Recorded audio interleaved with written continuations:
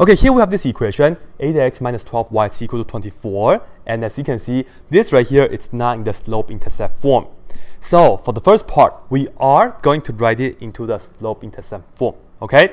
And of course, you have to remember what this is. This right here, it's a famous equation, right? Y is equal to mx plus b. In another word, the y has to be isolated. This right here, it's not. So we have to do that. We have to make it happen.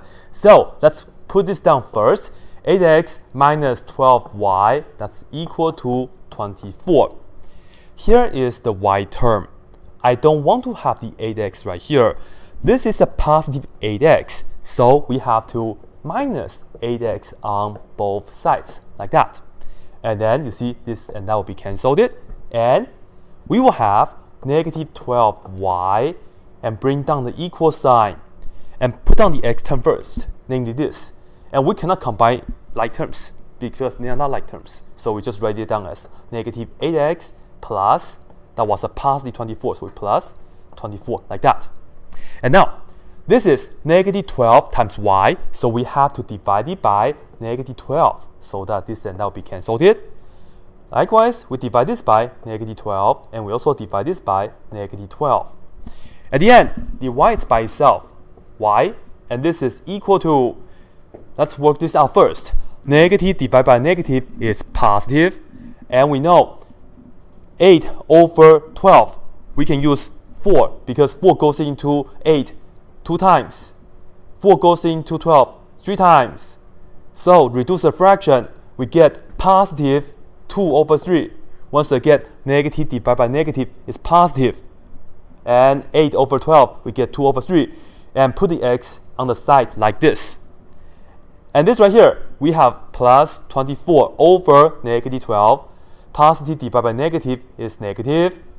24 over 12 is 2. So now this is it. This right here is the equation in the slope-intercept form. And now let's talk about how we can graph that equation. And of course, the easiest way is to look at the slope-intercept form, which is that. Remember, to start off with the b value, which is this right here. We begin with the b value, and this is the y-intercept, all right? This right here is negative 2. That means we have to go onto our y-axis. Negative 2 is right here, right? So we put a point.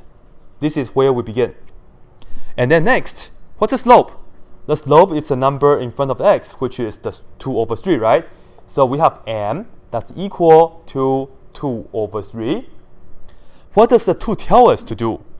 This is a positive 2, so we go up twice.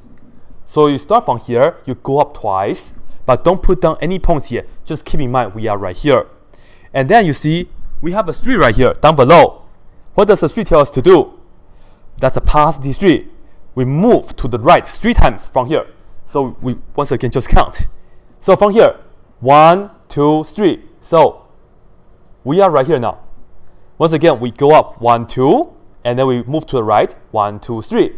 That's pretty much it. We have the 2 points. We can now just use a ruler, your ID card, whatsoever, connect the dots. And I'll do this by my freehand, alright? So let's see my freehand drawing skill. So connect the dots with a straight line, and